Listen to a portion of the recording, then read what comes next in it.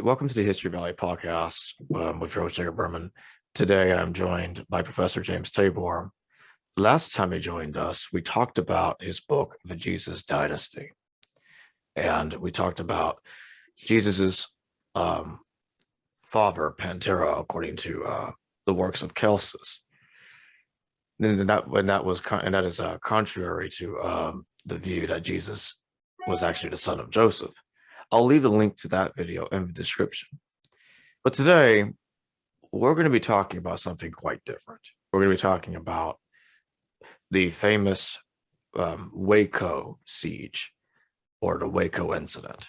Some people call it the Waco siege or the Waco incident, whatever. And today, Professor Tabor joins us to talk about that. He also was involved in negotiations to try to get David Koresh, the central figure behind the whole thing, to try to surrender peacefully. But unfortunately, the authorities had other plans. And even though the negotiations appeared to be going well, they decided to storm the building anyway. And several people were killed, and it ended tragically. Today, we're gonna be talking about the siege in great detail, the what led up to it, and the negotiations, and how it could have ended differently. So that takes me to my first question. What caused you to get involved in the Waco situation? Yeah, and looking for a name for it, I would actually go with the Waco tragedy, because we talk about tragedy as something that was not necessary, but it did happen. And because of the loss of life on both sides, 6 BATF officers were also killed in the initial raid on February 28th. So this is 1993, soon be 30 years ago. I was a much younger professor 30 years ago. I was at the University of North Carolina, where I am now, but I'd only been there, I think I came in 89. This was in 93. It's the kind of thing that you never plan for or expect to happen. My field is, as you know, because we've talked about it, is early Christianity. And I do focus a lot on Christianity as an apocalyptic movement, an apocalyptic messianic movement in what we would call the late Second Temple period. So that would bring in the Dead Sea Scrolls about 100 years before the time of Jesus. It would take you on through the first century CE or AD, which includes Jesus and John the Baptist and James and all of that. That's my specialty. And even though I've always had an interest in apocalypticism through the ages, because it's a perspective, as you know, that gets repeated endlessly, even in our own time, where it seems like every generation, whether you're talking about Christians, Jews, or Muslims, this would be in the West, seems to come up with reasons that a portion of the population, at least, are convinced that the end of the age is near, sometimes referred to as the end of the world, but really, in biblical terms, it's the end of the age. That's the way Jesus refers to it in his apocalyptic chapters in the Synoptic Gospels. So I had an interest in that as a scholar, just what I would call the dynamics of messianic biblical apocalypticism. So by biblical, I mean an apocalyptic system that is based on prophetic text in the Bible and trying to interpret them in the light of current events, whatever generation it is. And as you know, we find this all through, we have it, of course, in the first century with Jesus and the Jesus movement, Apostle Paul, but it's in the second and third and fourth century. A lot of people think it just died out, but it didn't. This idea that the end might be near just continues down through the Middle Ages. And it seems like every generation has enough tragedy in it and enough crises that people can become convinced once again that we could be in the end times, and maybe there are signs of the end.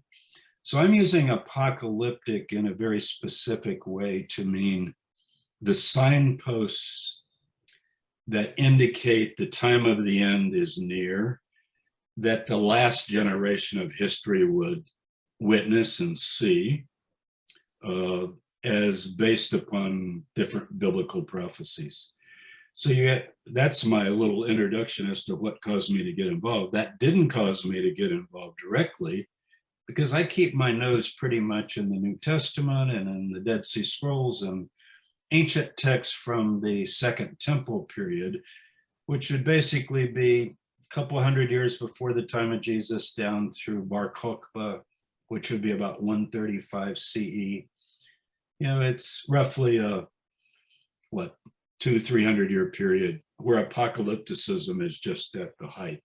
Not just the Jesus movement. Josephus, the Jewish historian, records at least a dozen messianic figures that he mentions during this time, as he goes back to the reign of Herod the Great and so forth. So the way I got involved was on the Sunday of the raid. It was February 28th, 1993, on Sunday. I was doing something upstairs in my study, and my wife called me from downstairs. She had the CNN on, I think, television. And she says, James, you need to come down here. There's been this federal raid in Texas, and it's against an apocalyptic group or a Bible-based group. And she said something like, the kind of stuff that you study, and the guy's on television and he's had some radio interviews and they're playing them, and there's a siege and people have been killed and so forth. And she basically called me down, and I had never heard of the group. So literally from that moment, the raid was Sunday morning, Texas time. It was all over the networks just instantly, how news flashes are. And 10, 11, 12 o'clock, I was watching it intensely and following it. So as I listened to some of the material coming out from David Koresh, who I quickly was able to figure out as the leader of the group, and I found out the name of the group is the Davidians. And they didn't start with David Koresh. They started back in the 1930s. They're a breakoff from the Seventh-day Adventists. But of course, I knew about the Seventh-day Adventists. That's one of the apocalyptic groups of the 19th century that I study. When I do move from the first century to our own time, especially in the United States, you've got Mormons, you've got Jehovah's Witnesses, you've got the Seventh-day Adventists that are all very apocalyptic groups from the 19th century, 1800s. So we're a pretty apocalyptic country when it comes to the history of Christian apocalypticism. And so I had not heard of this group, but I was able pretty quickly within a day or two to figure out a few things, that it was a breakoff from the Seventh-day Adventists. That told me a little bit. We didn't have the internet the way we do now. Like I could have just gone on something like Wikipedia and, looked up Davidians. You couldn't do that. But I have a colleague in Houston, Texas. His name is Philip Arnold, Dr. Philip Arnold, PhD from Rice University. And guess what he works on? Exactly what I work on. His field is early Christianity, ancient apocalyptic ideas, Dead Sea Scrolls, New Testament, Jesus, Paul, John the Baptist, James, the whole thing. So we have very similar interests. And I called him because he was in Texas, and I was actually born in Texas. I never lived there very much, but my father joined the military right after Pearl Harbor, and like thousands and thousands of other GIs, he got sent to San Antonio, Texas, to Lackland Air Force Base, and he joined the Army Air Corps back in the 40s, right after Pearl Harbor. I wasn't born then, of course, but that kind of put me into Texas because I was later born in Texas a few years after that. So I know something about Texas culture. Of course, I knew where Waco was. This is actually outside of Waco on a plot of land, a kind of ranch that they call the Mount Carmel Center. The group called it that. And I found out that they call themselves the Branch Davidians. So the original movement was just called the Davidians back in the 30s, 40s, 50s. And it was very apocalyptic from the start. And it was led by a gentleman by the name of Victor Houteff, Houteff, who died, I forgot exactly the year, but in the 50s. But that group expected the end to come. Their big prediction was 1959. Houteff had already died, but his wife Florence took over leadership of the group. And what distinguished the Branch Davidians from the Adventists is they were very interested in more literal interpretation of prophecy. So if you're reading in the book of Daniel, let's say, that a certain king is going to march in the Middle East or something like that, they literally would believe that you could turn on the television when that's happening and you would see prophecy unfolding before your very eyes. So if you remember the book that was very famous in the 70s, The Late Great Planet Earth by Hal Lindsey, I think it sold more copies than any book other than the Bible in the decade of the 70s. And then you had books like Left Behind, Tim LaHaye, you had movies and so forth. This is all part of a kind of renewed apocalypticism that we've had in our own time, where people are opening the Bible, Isaiah 2, Isaiah 11, Daniel 7, Daniel 9, Daniel 11. And it's almost like a blueprint plan of how the end of the age is going to come about. And since 1967, with the reestablishment, or rather 1948, the reestablishment of a state of Israel, in 1967 with the Six-Day War, where the Israelis actually politically and militarily control the old city of Jerusalem, this got really ramped up with many, many groups, because they could now read a chapter like Zechariah 14, which probably, who knows how many of your listeners and viewers will even know that chapter, but it's about a final battle at the end of the age, right before the final judgment comes, when God sets up the kingdom. And it's all the nations surrounding Jerusalem and so forth. So these kinds of groups, like the Branch Davidians, going back to the 40s, 50s, 60s,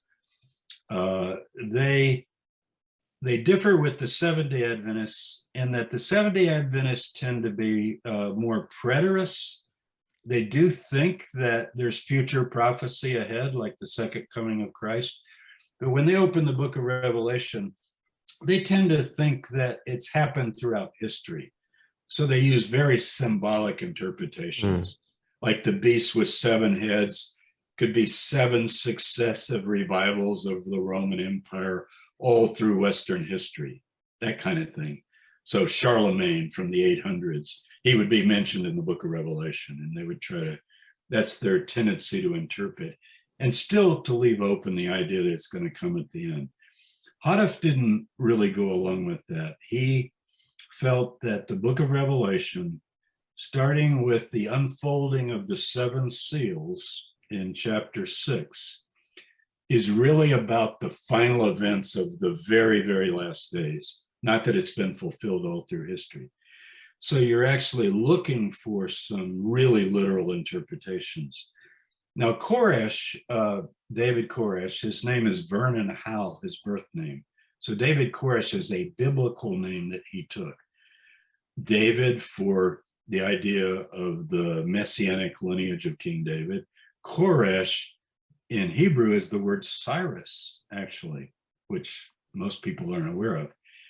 And in Isaiah 45, there's a prophecy of Cyrus the Great, the Persian king, I'm talking about 539 BC, who allowed the Jews to go back to the land.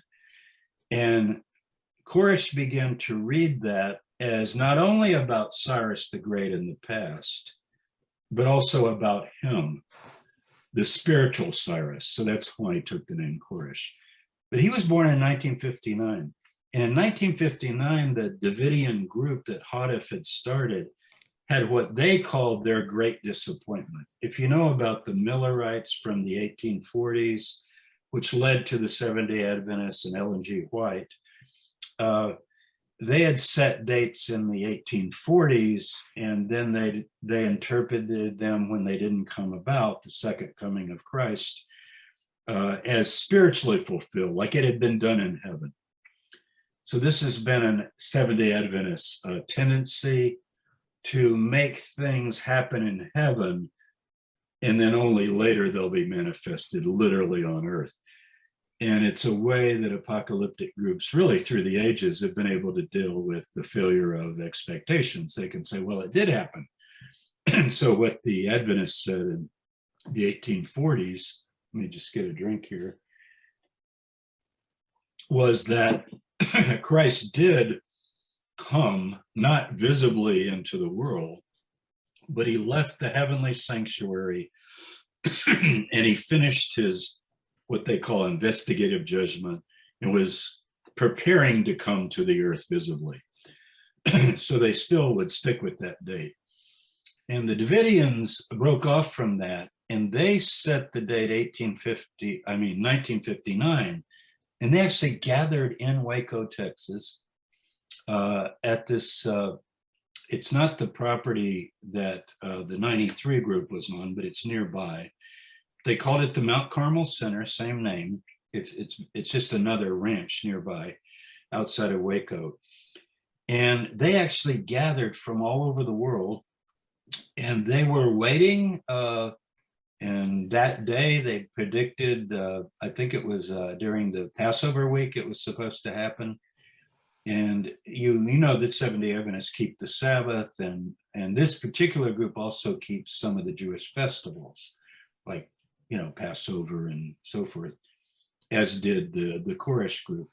So David wasn't even born when that happened, but it was a big deflation for the movement, because what happened in 1959? Nothing. History went on.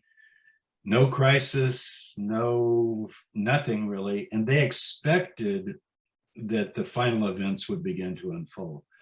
So Koresh, the boy, Vernon Howell, let's call him Vernon, he grew up as a kid in the Adventist church, but he heard about these Davidians down in Waco, and he went down to visit them. And eventually, to make a long story short, he became their leader. He became their new prophet. So by the 1990s, he was assuming the role of the new leader of the Branch Davidian group. They had a succession of leaders all the way back to the 30s when Hadif started the movement. I didn't know any of that on that Sunday. This is all things that I learned later. But I did call my friend Arnold, Dr. Arnold, and we began doing some research quickly, and we realized when David put out a radio broadcast on March 2nd, so the siege was on February 28th, and a number of Branch Davidians were killed, a number of BATF agents were killed, and there was a standoff then for the next 51 days.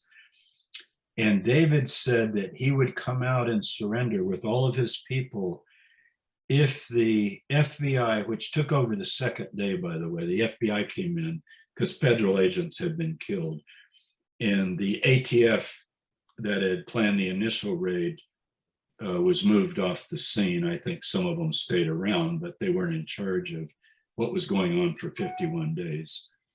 And the FBI said, okay, we're going to give you a 1-hour radio slot on a Dallas radio station, and you're allowed to preach your message to the world for an hour.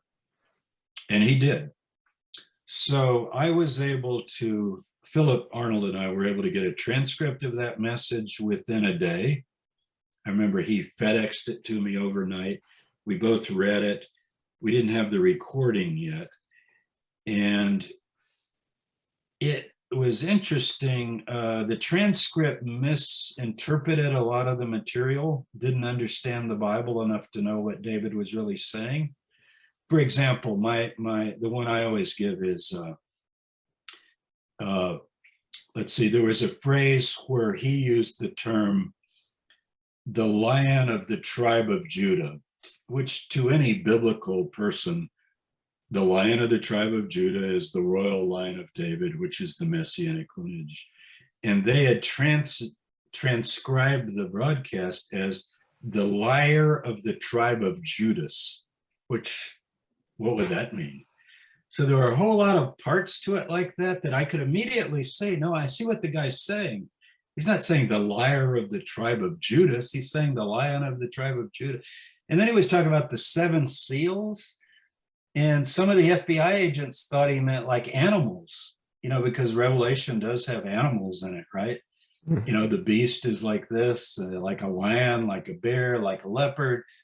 And they go, well, where's this thing about the seals, SEALS, like, the animals like this, dolphins or something? And of course, Philip and I realized, are you kidding? It's like I book a seal with wax seals.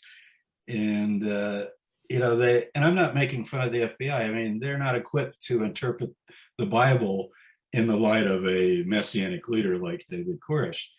So we got hold of that transcript, and I said to Philip, he's in Texas, I'm in Charlotte, North Carolina, where I am right now talking to you. I said, you need to go up to Waco and contact the FBI and let them know that they're calling this Bible nonsense and Bible babble and saying that his message makes no sense at all. But if you're going to deal with a group, you have to understand what is their internal worldview. Why are they there? What interpretations of the Bible do they find convincing? And then you can approach them within their own belief system. That's just, to me, negotiation 101. Understand the belief system of the people that you're dealing with. So that was pretty obvious, and Philip began to approach the FBI. And frankly, the way we finally got through to Koresh was not directly through the FBI, but the FBI was hearing from all kinds of people who wanted to help and wanted to interpret things and so forth. And it was just building and building. President Bill Clinton was the president then, and Janet Reno was the brand new attorney general. And there was this sense of, on the news every night, I remember they would say, nightly news, it was a big thing back in those days, like 6:30 was the nightly news slot on the 3 main networks. And they would say, it's day 21 of the siege in Waco. And then they give like a short update. It was getting cover of Time Magazine, Newsweek, US News and World Report. Everybody's talking about the Branch Davidians. It's hard to believe some of your older viewers will remember this very well. You couldn't escape it. It was like for 51 days, the biggest news event in the United States. It's what everybody was talking about. Well, what's happening in Waco? What's the group going to do? It was amazing. So Philip had approached a few agents. I think he was basically rebuffed by them. He never got to go in and just sit down with them and say, let me open the Bible and explain to you where I think these people are coming from. He never got to do that. And so Philip and I got this idea in March. In April. So this would be like 30 days into the siege. And David Koresh is letting out some of the children, and he's releasing some of the elderly people. Anyone who wanted to come out could come, but the group is very loyal to him. And they believe that he is not the Messiah, but a Messiah. I'll explain that as we go on. I'm just giving the overall narrative now, and we can go back and get into these concepts. Sure. So we decided April 1st, April Fool's Day, no connection. We went on a radio station, a local radio station in the Waco area that we knew the Davidians were listening to, because Ron Engelman, the host of that show every day, was quite sympathetic to the Davidians and was blaming the government for the way they had handled the whole thing from the start. And we can talk about that too, that initial raid. Why did the BATF come up with cattle car trucks full of SWAT team looking guys with automatic weapons, you know, unloading, and who fired first, and why was it a shootout, and so forth. So anyway, we got on that station. It was just like a half-hour program. And it was basically Phil and I talking. Ron Engelman said, you guys just go. I know David and his followers are listening. What would you say to David Koresh if you could talk to him right now? So we had planned it out. We had talked to Livingston Fagan, one of the main Branch Davidian leaders that had been sent out by David as a kind of a spokesperson. He was in jail, but we spent many hours talking to him during that month of March. So we really were beginning to understand what their views were, what their religious beliefs were, why they were there. We knew quite a bit about it. And so what we did in our broadcast was to suggest to David that he should come out. And our basic argument was, look, nobody knows your message. On March 2nd, you gave this 1-hour radio broadcast. You thought it went out to the entire country. It was only on a local station. Almost nobody heard it. And the transcript of it had all of these transcriptions of what you had actually said. So nobody has any idea what you're all about. And you claim you have a message for the world. And we didn't speak to him directly. We were talking to each other, but I would say, David claims he wants to reach the world with the message, and he's the only one that can interpret the book of Revelation. But nobody has any idea what his interpretation is. And we said things like, the Apostle Paul went to jail and wrote some of his major letters from jail and explained his message. I wonder if Koresh has ever thought that instead of this ending in tragedy, he should make a deal with the FBI, come out, and he's got the attention of the entire world now.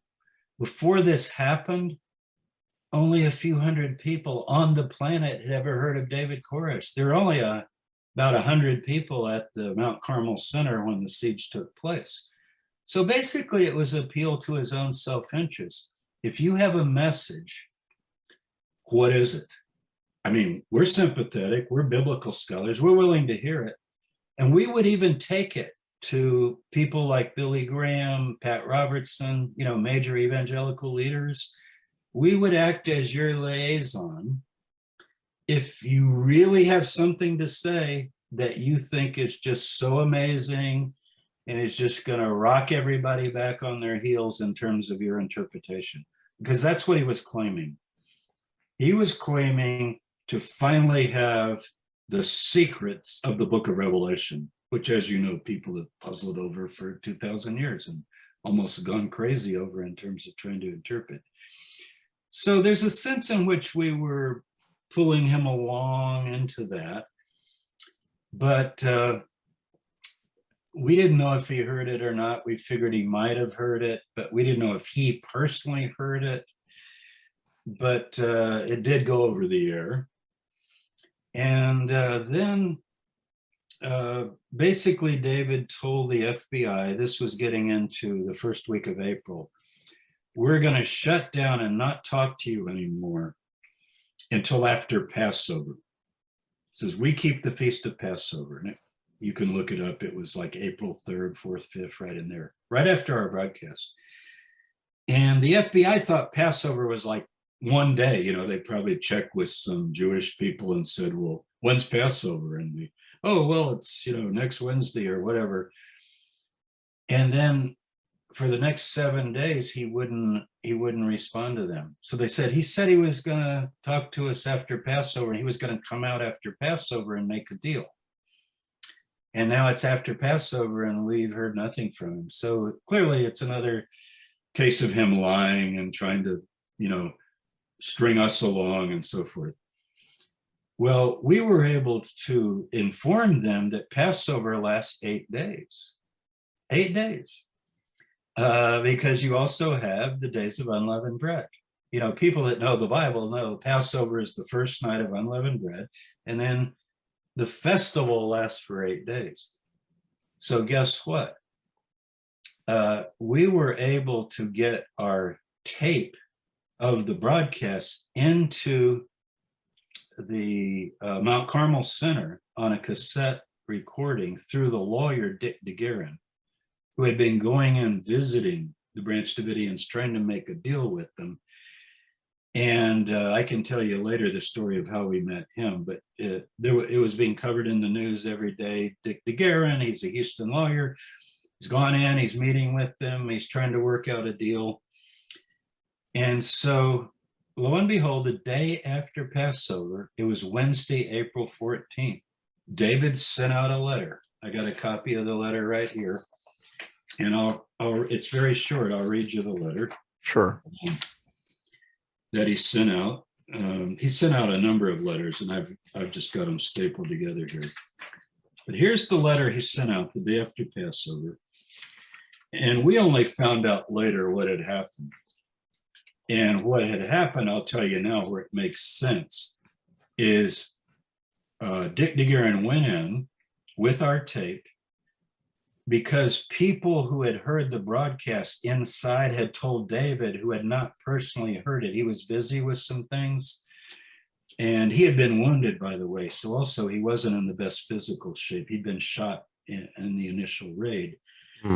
And so a lot of people inside, like my friend David Koresh, who survived the fire on the 19th, April 19th, he said, oh yeah, people heard it. They were all excited that finally there were 2 biblical scholars that seemed to want to understand us maybe, and we could actually have some sort of an understanding or dialogue in terms of what we're saying, what the FBI is saying. So Koresh went in there with the FBI permission. He took the tape because they had asked, they said, we want to talk to Tabor and Arnold. They go, well, we're not going to send them in. It's too dangerous. Well, we'll send in the tape since you didn't hear it. And Koresh sat at the table in the dining room. They all gathered around. David is sitting right there in front of a cassette recorder, and he played the tape for David. And then that was right before Passover. And David said, well, I'll give you my answer after Passover. As I said, it was 8 days later on the 14th. And here's what he says. He says, Dear Dick, he wrote it to Dick Koresh, the lawyer, April 14th, 1993. Dear Dick, I'm presently being permitted to document in structured form the decoded message of the 7 seals. Upon completion of this task, I will be free of my waiting period, he puts in quotes, because he says that God had told him to wait. This was all the way back on March 2nd when that broadcast had gone out. He said, I did say I would come out, but I've now been told to wait. And everybody, oh, he's delaying. It's just a stall tactic and so forth. I hope to finish this as soon as possible, and I will stand before man to answer any and all questions regarding my actions. This written revelation of the 7 seals will not be sold. It's to be available to all who wish to know the truth. And we had suggested that. Why don't you write your message in a short manuscript? 7 seals, what, 4 or 5 pages per seal? And release it, and everyone in the world can read what your message is. And you claim you've been sent to the world with a message. So we sort of used that appeal to him. And apparently he went for it. He says the 4 angels of Revelation 7 are ready to punish foolish mankind, but the writing of these seals will give everybody a chance. So basically, here's a preacher who finally believes he gets to take his message to the whole world. With modern media, it would have been It would have worked. I've been praying so long for this opportunity to put the seals in written form. I was shown that as soon as I'm given over to the hands of men, surrender, get arrested, go to jail, I will be made a spectacle of, and people will not be concerned about the truth of God, but just the bizarrity of me in the flesh as a person. And that's part of what we had said. Everybody says you take other men's wives and you believe this, you believe that, you think you're Jesus Christ, which actually he didn't think. And then he says, I thank the Father that he's giving me this chance to do this. So here's how it concludes. I won't read the whole thing. He says, I will demand that the first manuscript of the seals be given to you. That's the lawyer, Dick. Many scholars and religious leaders will wish to have copies. I will keep a copy with me. As soon as I see that people like Jim Tabor and Phil Arnold have a copy, I will come out and you can do your thing with this beast. So that's his language. Like chain me, tie me up, put me in jail, but my message will be out. So we were so excited about that. That was Wednesday, April 14th. We thought, wow, sometimes things work. He's going to write his message. He will deliver it to the lawyer. They also had some legal things that they signed that were, arrangements between his lawyer and him and his people. Like he insisted that Texas Rangers take custody of the people coming out, not the FBI. And they agreed to that because this is like local people that maybe understand the culture in Texas. So to make a long story short, we were very hopeful. We assumed he was writing away on his message. And he did announce on Saturday, I've got a tape of, we have all the tapes of the negotiations with the FBI agents. And these have all been released, transcripts. They're all online, by the way. I'll give you the links if people want to look this up. And I remember Saturday night, David is talking to one of the negotiators, and he's so friendly. I would call it the last words of David Koresh. And he goes, how's that man, the negotiator, I'm not going to use his name, but he said, David, how's that manuscript coming? And he said, it's coming along fine. I finished the first seal. And he said, well, how long do you think it'll take you to get all 7? He goes, well, I'm just going to keep working. I'm dictating it. He has a stenographer that was typing it up for him. Her name was Ruth Riddle. She survived the fire, by the way. That's why we have the manuscript, because she put it on a disc and brought it out with her.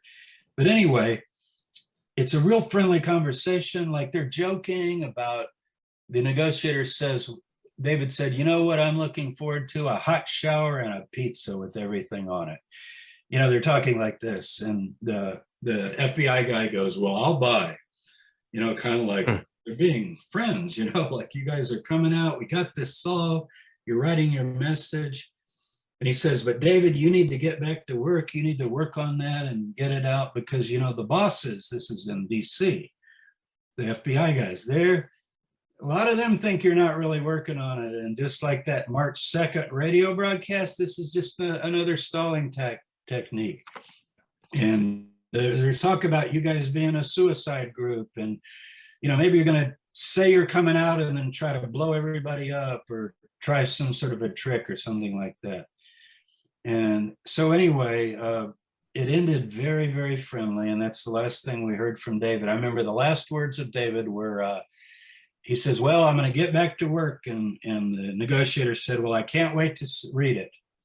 Whether he meant that or not, I don't know. But, he's working with a preacher. Can't wait to read your message. And David said, it's going to knock your socks off. Those are his last words. It's going to knock your socks off when you see it. So anyway, Sunday morning, was basically the last day of the siege. And the tanks and the began to come in.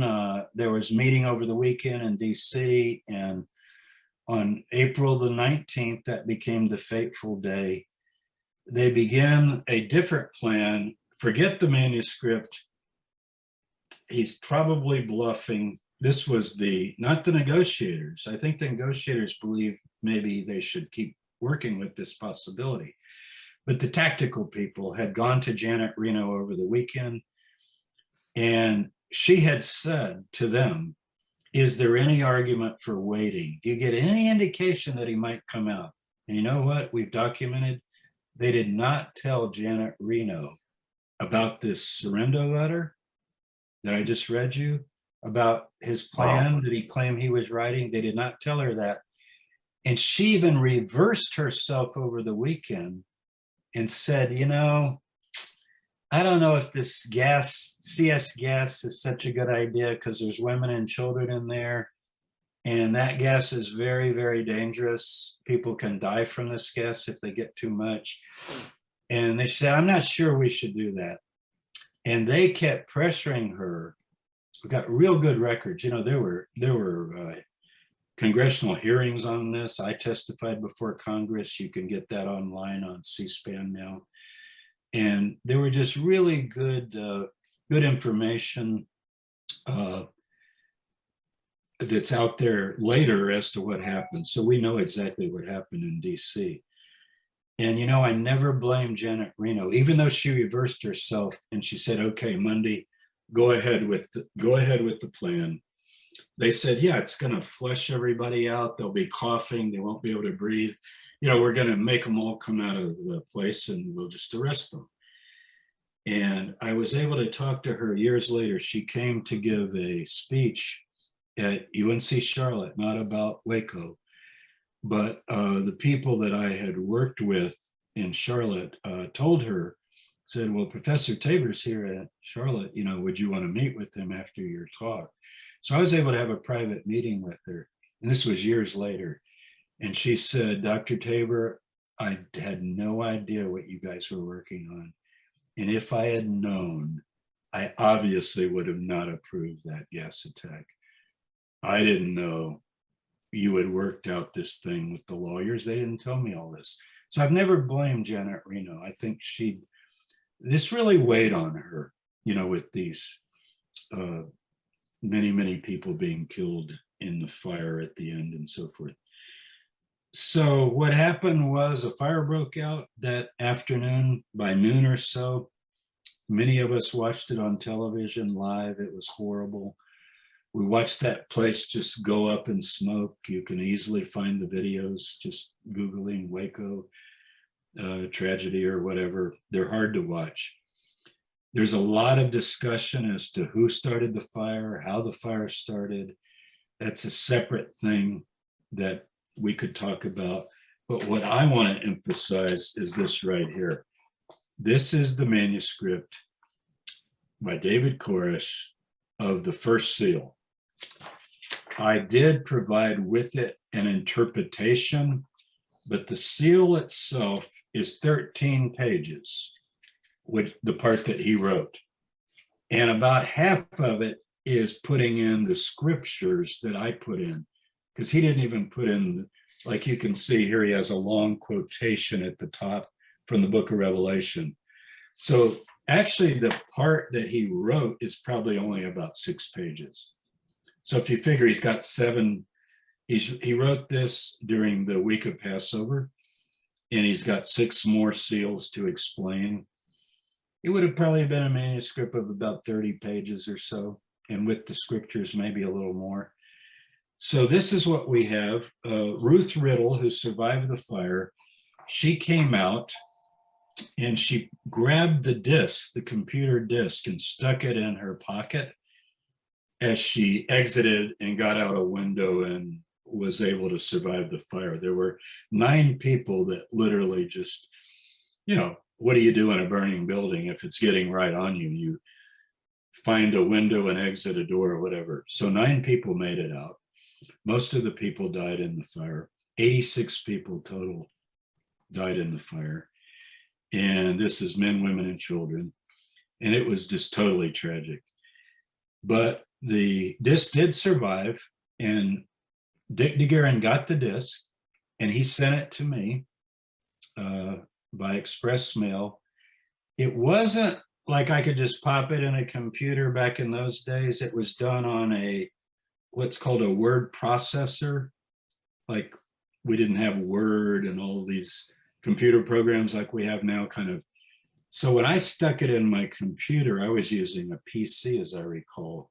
It just looked like gibberish. It looked like machine language, and then it would have some things in English and then machine language. And I thought, man, because I'm reading the coded message of that word processor. And I didn't know the brand of the word processor, but they used to have these things in the 90s that they're not computers. They're not like personal computers like we got later. They were literally just like a glorified typewriter. You're typing on it and it's recording your document, and then you can print it out. So we didn't know what kind he was using or what the software was. But I was able it took me probably about 3 days to go through that disc, and I would call it up on a screen. And because I knew the book of Revelation really well and knew a lot about his interpretation that I'd learned from Livingston Fagan, the guy in jail, I was able to piece it together pretty easily. It was like a jigsaw puzzle. Like, people could say today, well, how do you know you assembled it correctly? It's like when you're finished the jigsaw puzzle, not one piece is out of place, and you know it. How do you know it? Because you can see the whole thing, and there it is. And if one piece is wrong, it doesn't look right. That's how this was. I literally took phrase by phrase, sentence by sentence, and was able to recreate it. And you can get this. I'll give you the link to get this, anybody that wants to print it. And I also, with Dr. Arnold, wrote a commentary because I felt like people are not going to understand a lot of this stuff. The FBI called it Bible gibberish and so forth. And so unfortunately, everybody died. The 9 people that survived the fire got out, and the people that David had let out before the fire got out. I've interviewed many, many of them over the ensuing, it's been almost 30 years. I've interviewed particularly David Thibodeau, who was one of the survivors. He probably was the one who survived, who knew maybe the most about the biblical message. I've spent many hours talking with David Thibodeau, and you can find him on a lot of internet interviews as well that are out on YouTube. So I feel like I have a pretty good understanding of what they believed. And I can tell you this, the whole thing was totally unnecessary from start to finish. First of all, they should have never done the raid on the 28th. Ostensibly, it was because the group was hoarding weapons.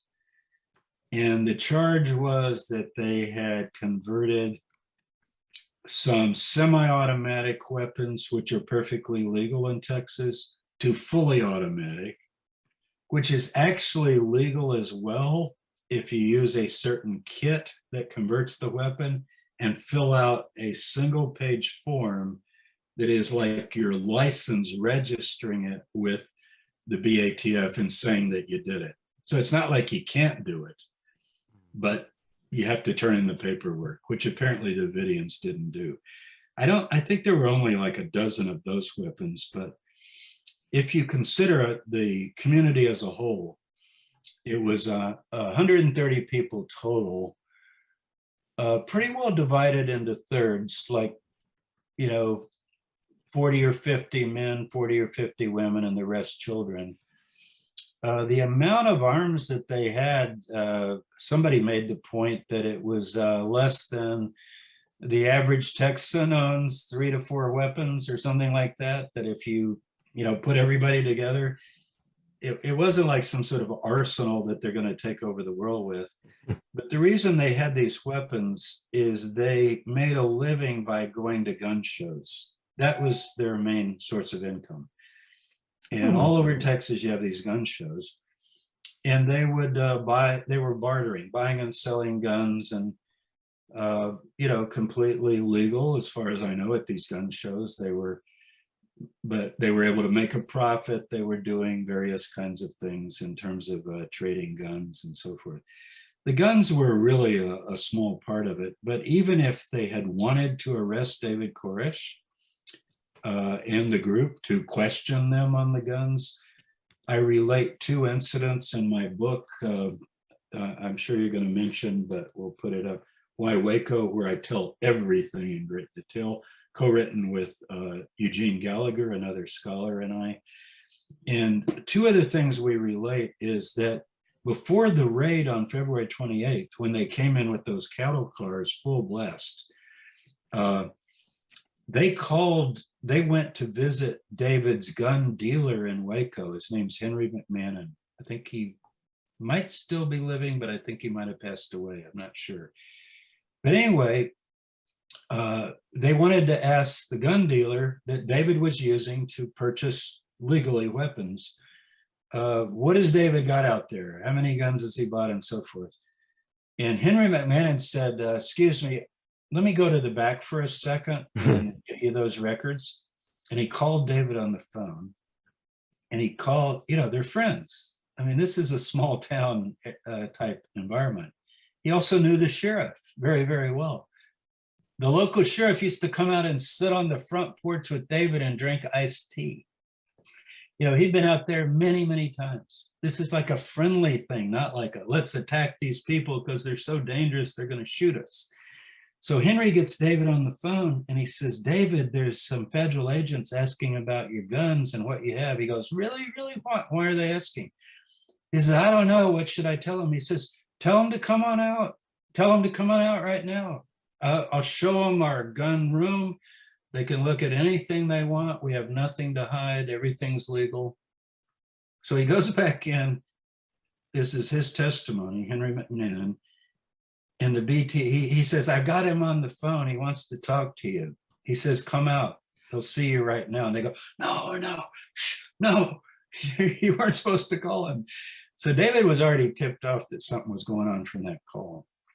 Also, you probably read this. David used to jog every morning.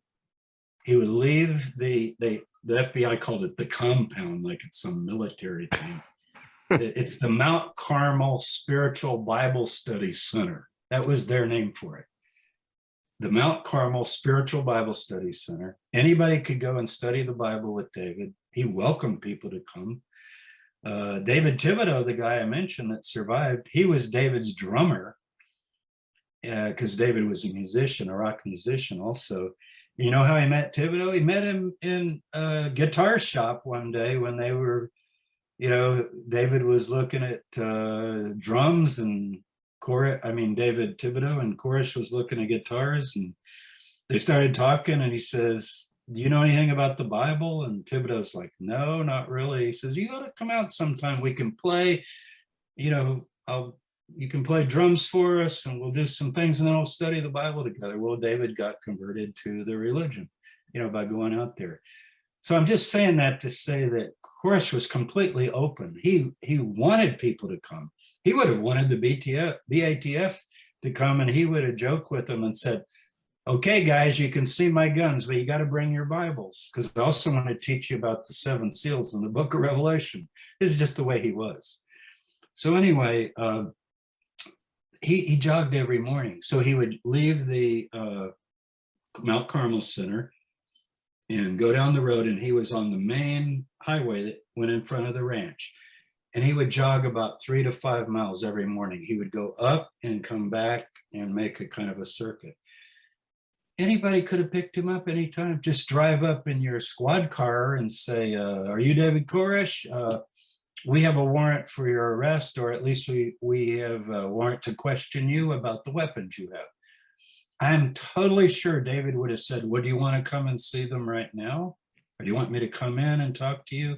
I mean, David didn't want any trouble with the law, but he was a Texan. And you're going to hear, if you listen to some of the negotiation tapes, he gets very upset. He says, you come to my house, it was a very, kind of self-defense idea, and you come up in cattle cars with people armed with, combat gear, and you shoot the dogs out front, they had a pen of little puppies, and that the kids had their pet dogs. And the question of who fired first. And David said he went to the front door when he saw them pull up. And he says, "Hey, you guys, wait, don't shoot. There's women and children here. Let's talk." And all of a sudden, somebody fired, and it's disputed who fired. In the tape that you heard that I have on my YouTube channel, James Tabor, the YouTube channel that I run, and I know you listened to that. It's a 3-hour discussion of all this. Well, a group of scholars on a group of scholars. We talk about all that in great detail. When did the fire start and who shot first and so forth. Mm-hmm. But Dick DeGuerin, who went in and out several times, the lawyer, he's a Texan. He hunts, he knows firearms. And he said, "I can tell you this, James, the bullets I saw through the metal door in front were incoming. They, in other words, this is BATF bullets going in." And that's what hit David. David was right in front of the door when he was shot. And David's father-in-law, Perry Jones, was shot in the abdomen and died. And he was also standing right in front of the door. But this is a wooden building, almost like plywood. And imagine if you've seen these videos of the ATF hiding, they're kind of crouched down behind the cars, and they're just like bam, bam, bam, bam, bam, bam, bam, bam, bam, into a wooden building with women and children inside. Now, some of the Davidians did shoot back, for sure, no question about it. So I'm not defending that. I'm not defending either side or blaming either side. I'm just saying it was handled abysmally. And then the 51 days, the problem with the siege, as we tried to tell the FBI, is you're delivering to them the very apocalypse that they're expecting. Like, they expect that someday they're going to get attacked by the forces of Babylon, which they consider, the government forces, to be the enemy. And by the way you're behaving, you're convincing them that you are the enemy. And now David, with the negotiators, was extremely friendly. And one of the main negotiators that he worked with, they actually took him off about halfway into the siege because they felt like he was being too accommodating to David. And I've talked some to him as well, and we've all been involved together in discussions since. And I think he was pursuing a really good opening to have some understanding with Koresh and what his beliefs were. So basically, that's the long version of what happened at Waco. And that's taken us about an hour to go through that. We could also spend maybe a little time. I've got another half hour or so. I know you don't like to do shows too long, but we can go for a while and maybe talk about what their message was. Like, I've given you all, the siege and how it happened and but to go in with tanks at the end and tear gas, I mean, look at it from the Davidian point of view. They just figured, apocalypse now, this is it, it's all over. What we told them was, back off, put a perimeter around the place, and just make it boring. Make it boring. Instead, they cut off the electricity. The people didn't have proper food, milk for the kids. They would trade off, like, well, you send us a kid and we'll give you some milk. It was all adversarial rather than trying to come to some understanding. And, I have listened to 51 days of negotiating tapes. It's hundreds and hundreds and hundreds of hours. And I'm telling you, this is in my mind. I don't remember everything, of course. But largely, Koresh was trying to be accommodating, and the negotiators were excellent. They did a wonderful job. And I feel like where things went wrong was that last weekend, where the tactical people said, this has gone too long. We just need to go in and get it over with. and that was a tragedy. And I think many of the FBI, with all the hearings and congressional investigations, there is an admission now that maybe it could have been handled differently. Now, are you familiar, Jacob, with the Paramount television series that was on Netflix? I think it's moved from Netflix, but you can get it on Amazon. It's just called Waco. Is that the series? Is it a reenactment?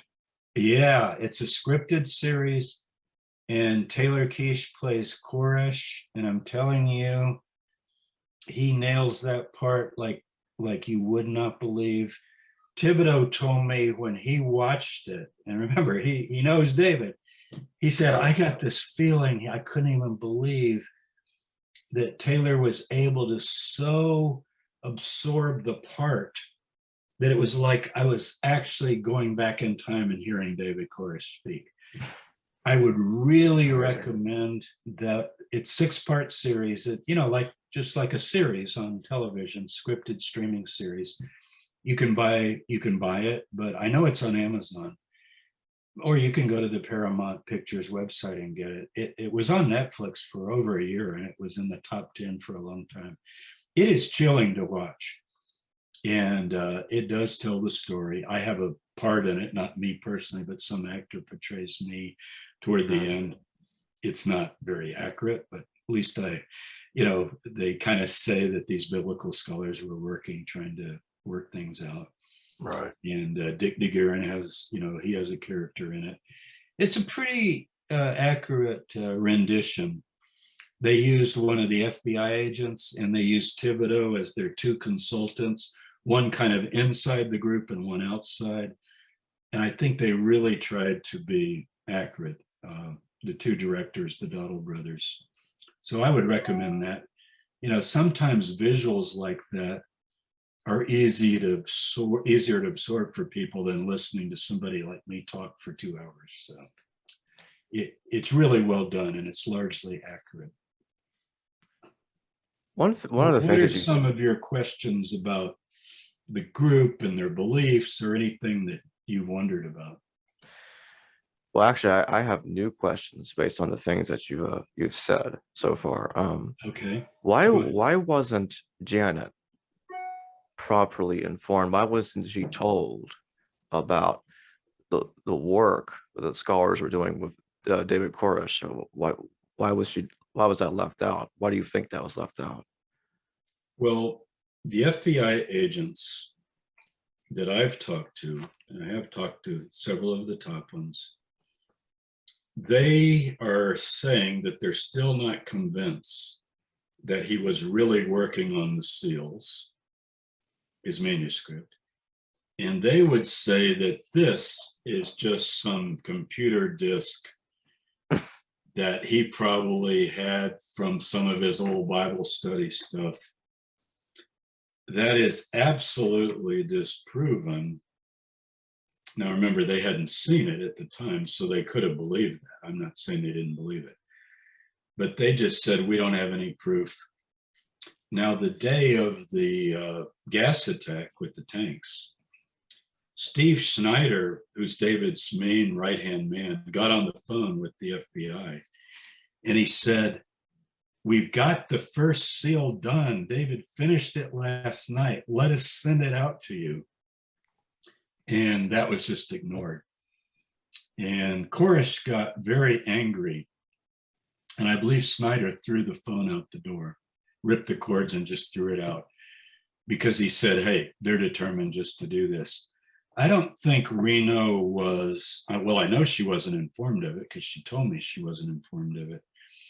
But I think it had to do with a lot of the higher ups becoming convinced that he was just a 2-bit con man, manipulator, typical cult leader, and anything he said was unreliable, and he was just stalling, and 51 days was enough. And I think there was pressure to, let's just end it.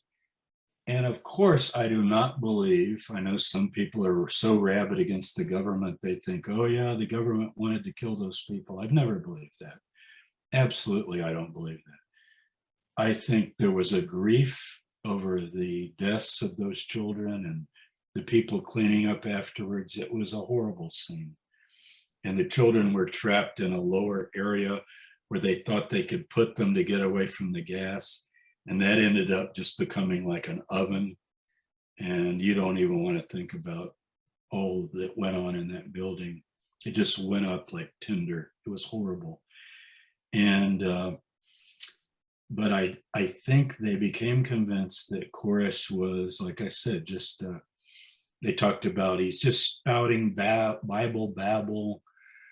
They did report a lot of information that was incorrect. Like one of the main things they said is he claims he's Christ. And they said that a complete misunderstanding of what David believed about himself. David was a Christian. David believed that Jesus Christ was Christ. He didn't think he was Christ. Did you know that this group took the Lord's Supper daily? You know how some churches take it weekly, monthly?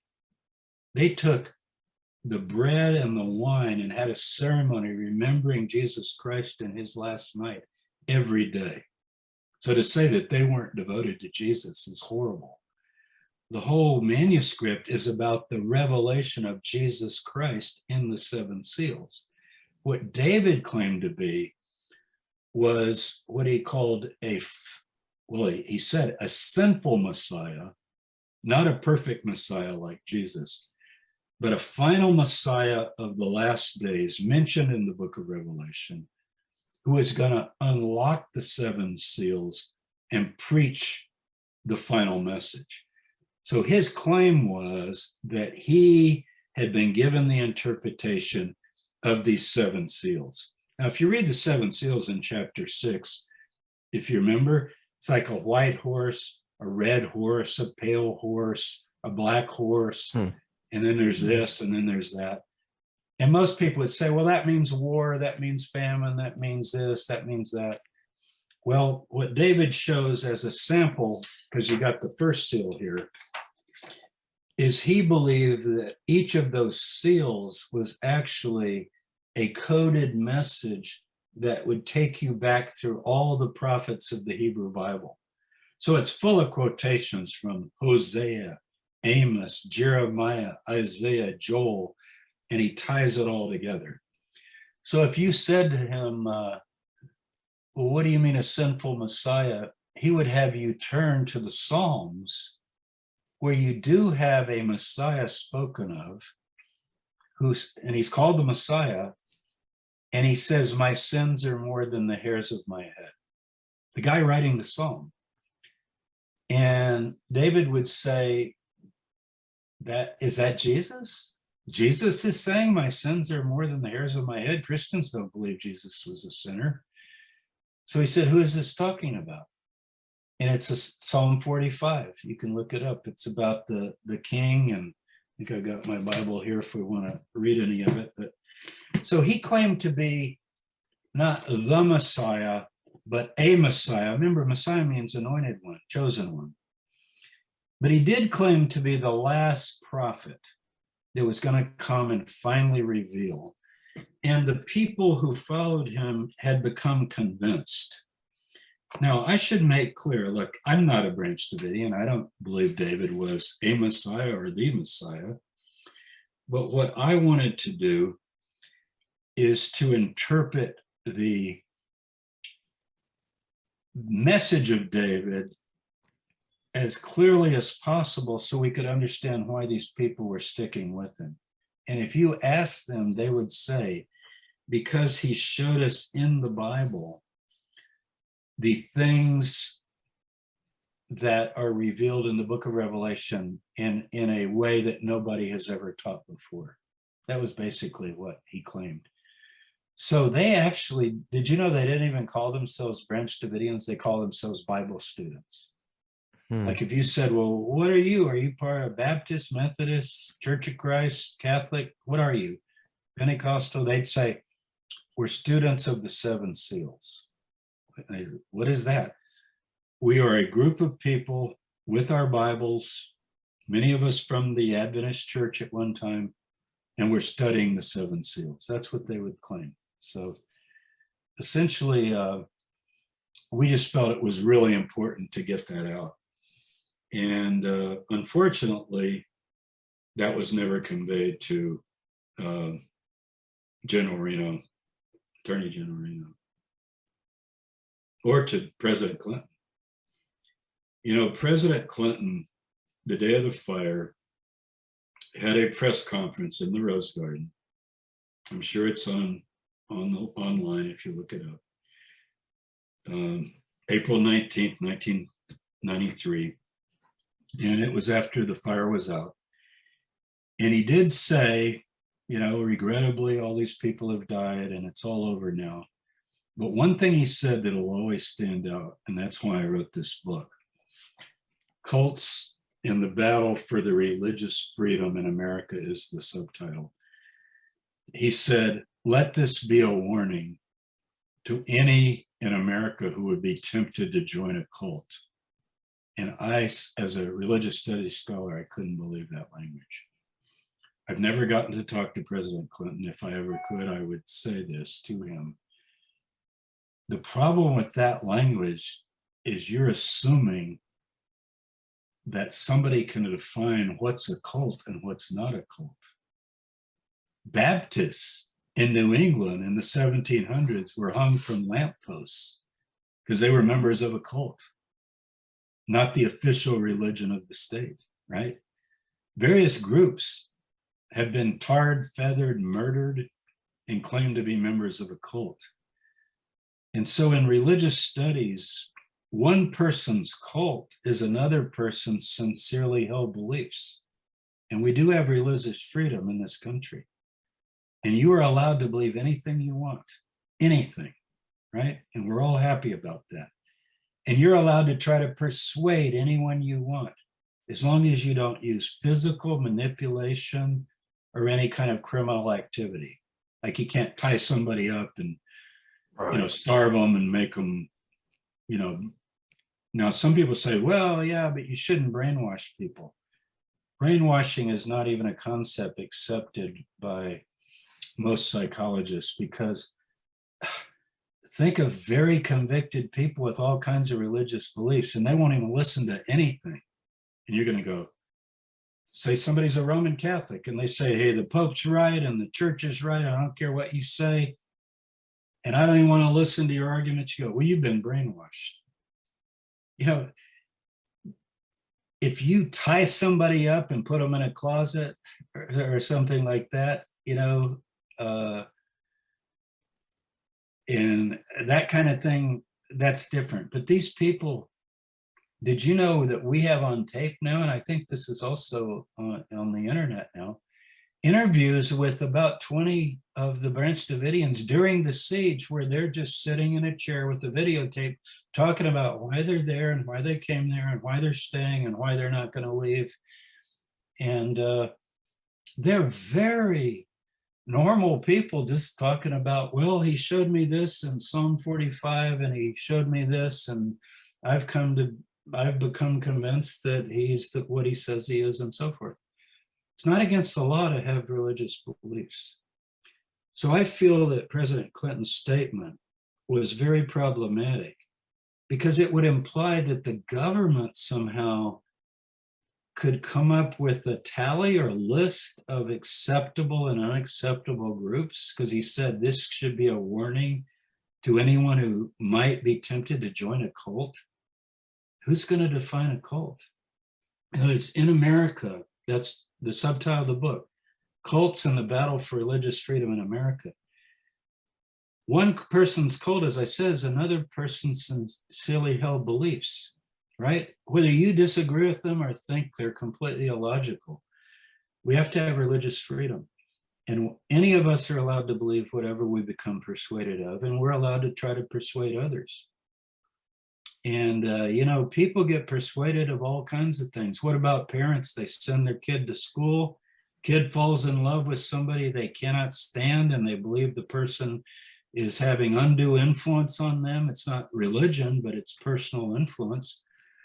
what are you supposed to do? Lock the person up or forbid? In other words, people have to be free to grow up and learn their own ways. Obviously, children are a question, and if anybody is manipulating or misusing a child or abusing a child, that's against the law.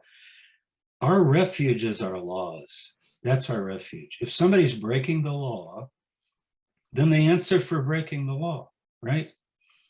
But if somebody has a belief that you think is just crazy, like David Koresh is the final messenger of God to the world, you don't kill somebody over that.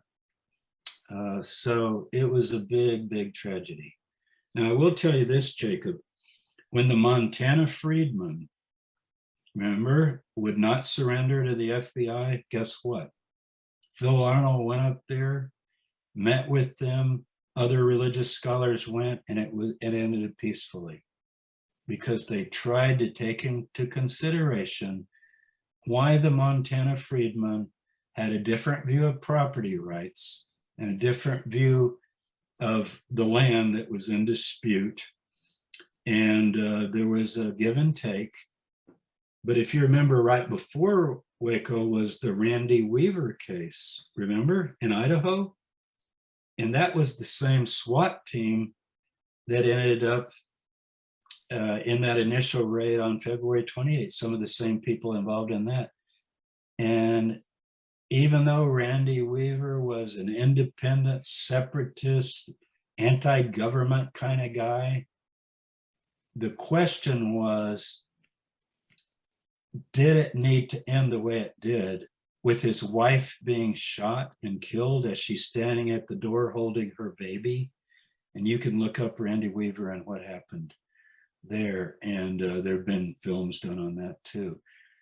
So I actually think that the FBI and their negotiators, for the last 30 years, they've been meeting with religious studies scholars.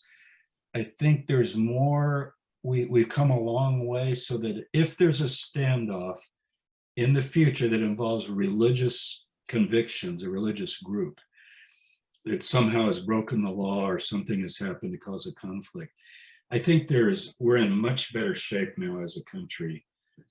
And I know a lot of anti-government people will not like me saying anything good about the government, but I don't believe the FBI, wants to go out and kill people like the Branch Davidians. That's just not my belief. And the ones I've talked to, I think are truly, truly grieved over how it ended. And they're very sorry about it. And then look what happened with Timothy McVeigh getting upset about that and blowing up the FBI building in Oklahoma City 2 years later to the day. This is the kind of thing that needs to stop. I mean, Timothy McVeigh is as wrong could be.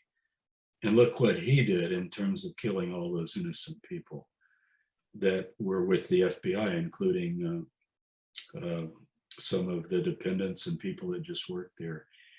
So I'm hoping that we can learn a lesson from Waco, and as a culture, as a society. And I don't think the word cult is a useful term, because I don't know who's going to define it. I prefer to talk about a religion that might be what I would call high demand. You can have a religion with a charismatic leader that puts very high demands on its followers. And some people would say, well, that's a cult. Well, wait a minute. Jesus of Nazareth was a charismatic messianic leader who put high demands on his followers, right? Like, sell everything you have and follow me. Now, Christians say, yeah, but he was Jesus. But what did the Romans think? Didn't the Romans define Christianity as an unlawful cult in the first century, right? Nero persecuted the Christians as a cult. That word is used. Cult should just mean religious group. And that's what it means. If you talk to an anthropologist or a sociologist or a religious studies scholar, a cult just means a religious group. It later came to mean like Jim Jones, people that killed themselves, or, the Branch Davidians. Waco is now used for that kind of thing.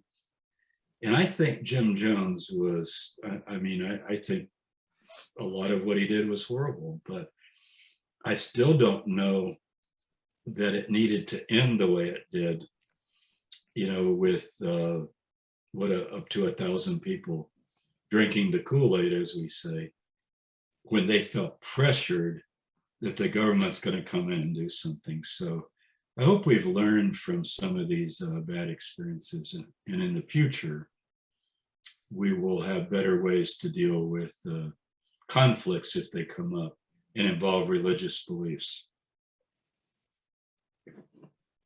So I'll hand it back to you. There's another thing I'm curious about. Earlier, you mentioned that there was I think it was a radio host. I forgot the name already. Early on during this, in the earlier days of the siege, he already came to the conclusion that the FBI was screwing up. Yeah, Ron Engelman, he's the guy that allowed us on. Like, the Davidians started sending out messages to the FBI before we did our broadcast on April 1st. We want to talk to Phil Arnold, because Phil had already been on the radio talking to Ron Engelman's son, and they just felt like, we want to talk to somebody that will not just call us crazy cult members, and a scholar that would know something about, biblical texts from a scholarly viewpoint, which Phil did with his doctorate from Rice University. So Ron Engelman concluded early on, he was kind of an anti-government guy. I'm pretty sure Ron has died now, but he was an anti-government guy, but mainly in a kind of Texan sense of, look, American citizens should have freedom of house and freedom of property. And you can't drive into somebody's place and do this dynamic entry unless there's really, really strong cause, that there's something in imminent danger. So Engelman from the start felt that this whole BATF raid that I think they called Operation Showtime was a stunt to try. They probably thought, at least some of the people, that they would just go in, they called it a dynamic entry. They would arrest all these people, bring out all the arms and say, here's a dangerous group that could have been planning some kind of assault. You know what the Davidians really believe? They didn't think they would ever fight against America. They thought that they were all going to go to Israel. This was their belief, because they take the Bible literally. And when that final battle for Jerusalem takes place in Zechariah 14, anybody with the Bible can look it up, it says all these nations are going to come against Jerusalem. The Branch Davidians thought they would have already gone over to Israel and were going to join the IDF to fight the invaders that are trying to destroy Jerusalem. That's kind of how they were thinking, which to me is just completely crazy. I couldn't never believe something like that. But it shows you that they didn't think that they wanted to fight Americans. They weren't a terrorist group, like, oh, let's go blow up something, or we've got all these weapons. Right. They did believe that lots of government and press forces were going to misrepresent them and claim that they abused children and that they were sexually deviant and so forth. And they were aware of that. And a lot of that did come out in the press. And in all the documentaries on Waco, except for maybe one or two, they unfortunately, and there have been a dozen of them, they unfortunately have reinforced this cult stereotype where Koresh is always presented as a raving maniac, screaming and yelling. And yet we have hours of tapes of Koresh where he's kind of boring. Really, he's just sitting there going, okay, you guys have another hour? I want to look at Psalm 40. Psalm 40. Now, let's give you an example of how he would talk. He would say, I waited patiently for the Lord. He inclined to me and heard my cry. He drew me up from the pit, out of the miry bog. He set my feet on a rock. Who is this talking about? Is this David? Is it King David who wrote it, supposedly?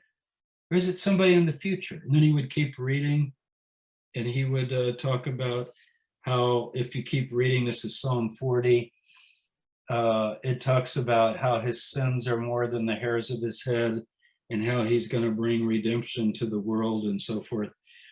So he would just go through these passages verse by verse like that. Like Thibodeau told me that they would have 5, 6, 7, 8, 9-hour Bible studies, the group.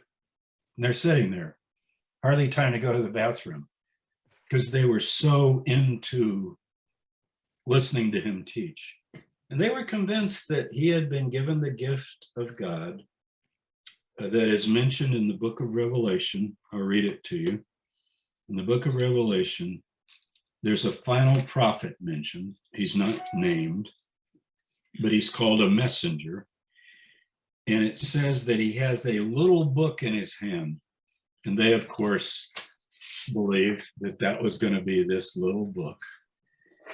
And it says that to him will be given to know all the mysteries of God's servants, the prophets. This is Revelation chapter 10, verse 7, this final messenger. And they became convinced. I mean, they would say, well, who is that? It wasn't Jesus. This is written long after Jesus. It's talking about a final messenger that's going to come toward the end. He's going to have a little book in his hand, and he's going to unroll the book and reveal the final message. This is what they'd become convinced. And the last verse says, to this guy who's eaten the book, he eats the book, which means he totally absorbs what God gave him. You know, it's in his body. You must prophesy to many peoples, nations, tongues, and kings. And that's the verse we used to convince him to come out. And you see how he would really be persuaded by that, because we said, David, before the siege on February 28th, I doubt if 300 people on the planet even knew who you were. Today, with this tragedy that has taken place before the fire, of course, millions of people have heard about you. It's on the news all over the world. All of the world is following your story. What's your message? Nobody knows what your message is. And you can see how persuasive that was to him. And we were believing in him. We were saying, if you think you're this guy, this says that you have to prophesy to peoples, nations, languages, and kings. How are you going to do that? How are you going to do that? And that's where we suggested, why don't you write your little scroll that you claim you have, you know, the message in your head. And can you imagine what the press is going to do when you come out and they hand out copies? You know, like everybody's going to want to read it. Now, I bet a lot of your viewers are going to go to the internet and you'll put in the link and they're going to go, man, I can't wait. I'm going to read this and see what it is. Well, be my guest. See what you think. I'm not a Branch Davidian. I don't think David Koresh was anything. I'm an academic who studies religion. But I do believe that the people were very sincere. And I believe David was sincere. I believe that he thought he was kind of I would call him a Bible savant. His mother told me later, I interviewed his mother, Phil and I went to see her after the fire and a few years after everybody was gone, dead. And her name was Bonnie. And she said, when David was 10 years old, you could take a King James Bible, this is an RSV, but and just open it anywhere, just like a game, and read 5 verses, and he would instantly say, like, I just turned Job 14, 1 through 5, like that, just like that, any verse. And we said to her, so you mean like parts of the, no, the whole Bible. He had the whole King James Bible memorized. So it's sort of like someone that has, like, you've heard of people that are mathematical savants, you know, and you could say, what day of the week was it? July 3rd, 1782. And they'll go, Tuesday. And you go like, whoa, how did you do that? You go, I just see it in my head. What do you mean you see it in your head? What do you, you know, there are people that are like this. You know, you give them a whole string of numbers to divide and that, what's the square root of this? And they go, 3.246. You check them with a calculator and they're right. I think Koresh, he was a kid that grew up and he had memorized the King James Bible. And in his brain, he was making all these associations. So like in Revelation 6, the first seal is the white horse. He would go, where else is a white horse mentioned in God's holy word? He'd talk like that. And somebody would go, I don't know, where? He said, well, let's start with Psalm 45. I see a man riding a white horse. Let's go look and see who let's go see who that is. Well, that's the David Koresh guy, see? And so this is what he would do. So again, I'm always hesitant, you know, when I do these interviews on Waco, because people go, oh, you're a cult sympathizer and all you do is talk about how positive David was. And, you know, I do it in honor of the people. I do not believe it. I was not convinced by studying all that I've studied of what he taught, listening to him for hundreds and hundreds of hours. It's not my faith. But I want people to know that these people were not crazy. These people were not brainwashed. Any one of them could have sat with you, talked just as rationally as we're talking right now. And it's absolutely the saddest thing that it ended this way. And I just really regret it. I think about it all the time, and it's been almost 30 years. What caused David Koresh to come to the conclusion that he was the final prophet? What he says is, this is just what he says, and a couple of people I've talked to that knew him before and after this say it's true, is that he went to Israel in the 1990s, I'm sorry, 1980s, because 93 was the siege. I think it might have been 84 or 5. I don't have my notes with me. And the reason he went to Israel, he was trying to figure out how literally to take the Bible. You know, if it says something, particularly the book of Revelation, which is the final, if you read Revelation, it says, I've come to show you the final things that are going to take place before the end of the age. So he went over there and he noticed that in Revelation chapter, I think it's 11, a young man is told to measure Jerusalem and to see if there's room for 144,000 people to stand on Mount Zion. So that was his main thing he wanted to find out. So he flies to Jerusalem with his wife, Rachel. She was pregnant with Cyrus, his firstborn son. He named him Cyrus. And he lived in an apartment in Jerusalem. I've been to that apartment. Years later, I went there and talked to the person who owns it and learned more about David when he was there. And Mount Zion is a hill just south of the old city. It's the southwest hill. It's the highest point of Jerusalem. It's higher than the Temple Mount.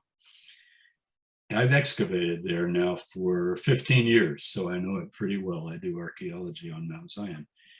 And there is a big field that the Greeks own, the Greek Orthodox, up on the top of Mount Zion. And nothing's there, no buildings or anything. There's a tennis court, a soccer field, and so forth. And it's pretty big, it's several acres. And he went to that field and he said, wow, when it says that there's going to be 144,000 of God's people standing on Mount Zion, and Jerusalem's all full of houses and streets and buildings, like how could they possibly stand?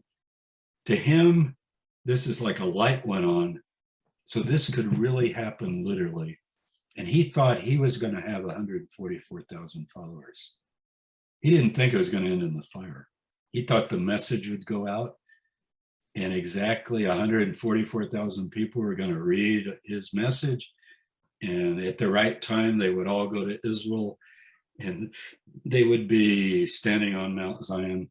So anyway, what he claims is that he had an ecstatic experience where he was taken up into heaven and was revealed all the mysteries of the seven seals supernaturally, like a revelation, and then came back down to earth. And it just blew his mind. He was just a Bible teacher before that. So I've talked to several of his followers that knew him before and after this trip. And one of them in particular, I won't give names because I don't want to necessarily involve people's names here, but one of them who's been there for many, many years, goes back to the 50s. He told me that Vernon Howell, as he called him, his real name, he said he was a good boy, a good Bible student, but he said, you know, he was one of the most boring teachers I've ever heard in my life, because he would talk for hours in a monotone and just take you through these endless scriptures that he had memorized. And it's kind of like he just glazed over after a while. You know, when somebody keeps mentioning scriptures, let's go to Zechariah 14 and compare that to, you know, Isaiah 6, and let's, you know, and this is how he taught. He said when he came back from Jerusalem, it was like he was a new person. All of a sudden, it was all Book of Revelation. I have the interpretation of the seven seals. I was given this. And if I can convince you that I have that interpretation. I was told later by David Thibodeau, who survived the fires, become one of my good personal friends. David said, you know why Koresh was favorable towards you, Dr. Tabor and Dr. Arnold?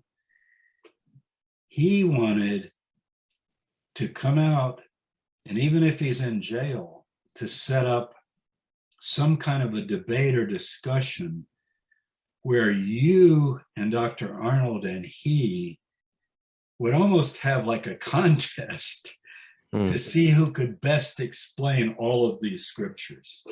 And I said, well, David would beat me at that, because I mean, that's not what I do. I can try to follow what he's saying, but I don't have some system of thought. And Thibodeau said, well, everybody just wanted to hear him like talk to a Bible scholar that knew Hebrew and Greek and really knew the text. And he said that was his real interest, because he thought if that was televised, you know, the whole world would be listening and they'd be listening to him, and then he would have his converts. So you might be wondering, are there any Branch Davidians left? And the answer is yes, there are. And they did not expect him to die, at least not in Waco 93.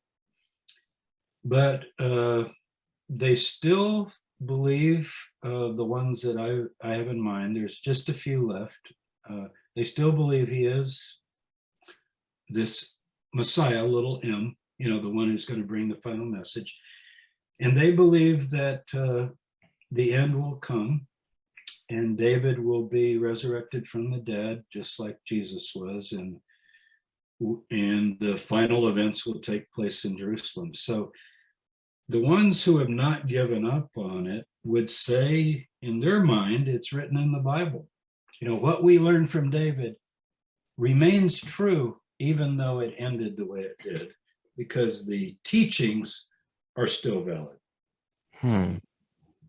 So that's, I don't think they're making a lot of converts. A lot of it's out on the internet. And of course you get people claiming to be David's successor, others claiming to kind of pick up his mantle. I don't think any of those have had much success, but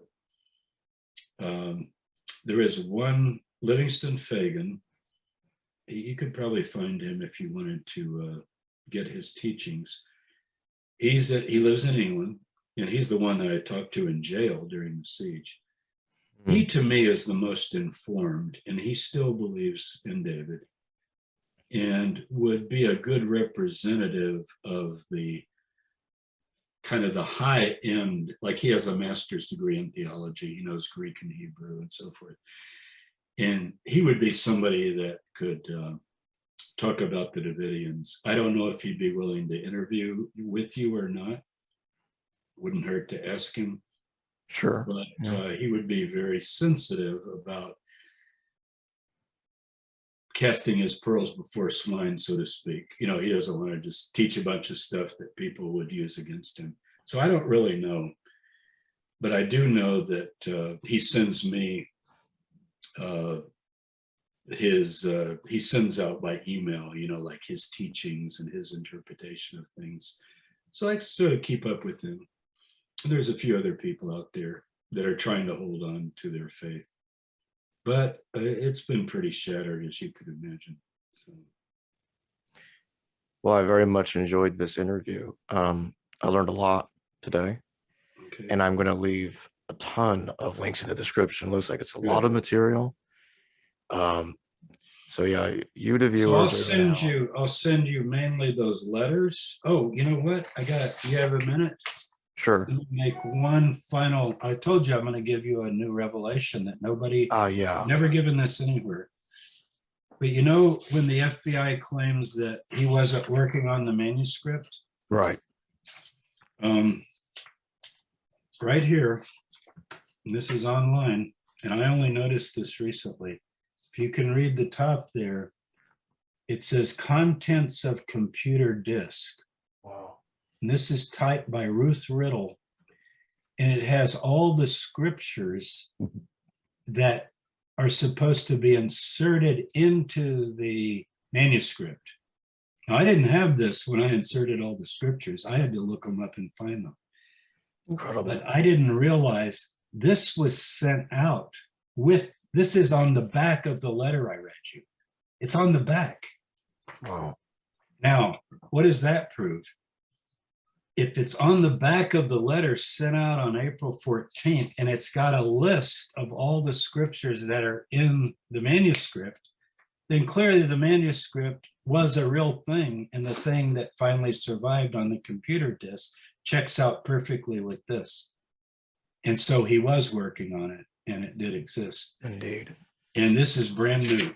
This is brand new. And I don't think I've ever said it in an interview before. I just discovered that about a month ago. I can't believe I never noticed. I happened to turn the page over and I go, what is this? And it's listing for the person who is typing, because he said, we got to hurry. We don't have time to put in all these scriptures, you know, writing them all. We just got to get the thought out. And then you later will retype the final copy and put in the verses. See? And so we got evidence of that from April 14th. He was writing the manuscript. So.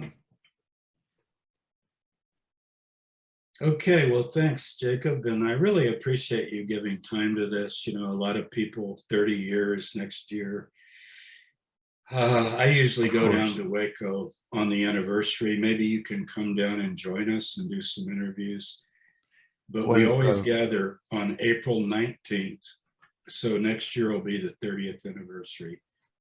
So it's going down next year? It always happens every year, but because it's the 30th, I think it's going to be a big deal. You have a lot of press there. So maybe you can come down and get to meet some of these people and do some on-the-spot interviews with some of them. I think it would be very interesting to hear, what do they think after 30 years? You know, a lot of them have died now. The older ones have died, but there are some of the children have grown up, and some of them still believe.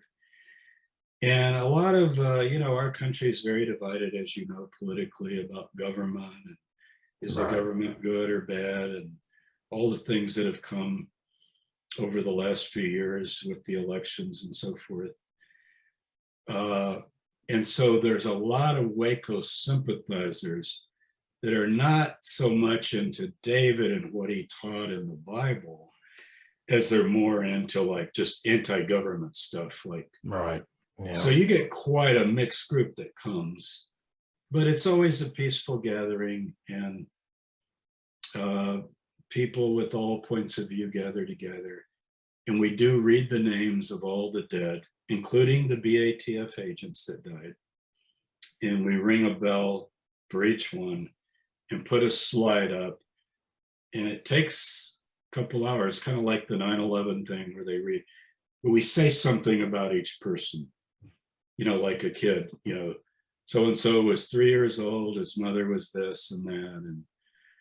And usually somebody that knew the kid will say something about the kid. He really enjoyed playing with his fire truck or something like that. Mm-hmm. And then they'll mention each adult. So it's kind of a moving thing. And of course, many of the people there are remembering those people because they knew them. And then we usually just, we have some speeches. I usually speak, Dr. Arnold usually speaks. You heard Kathy Wessinger and Stuart Wright were also in that interview. So I'm going to send you these links to the manuscript and some of that.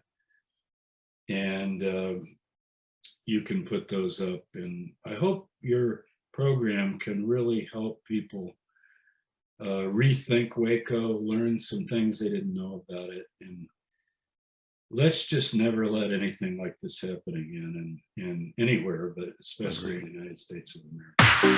Hello viewers, thanks for watching this video from the History Valley YouTube channel. Please don't forget to subscribe and hit the notification bell. And if any of you wish to further support this channel, please consider checking out this channel's Patreon page and becoming a patron, and or donate through PayPal or through Super Chat during a live stream. Thank you.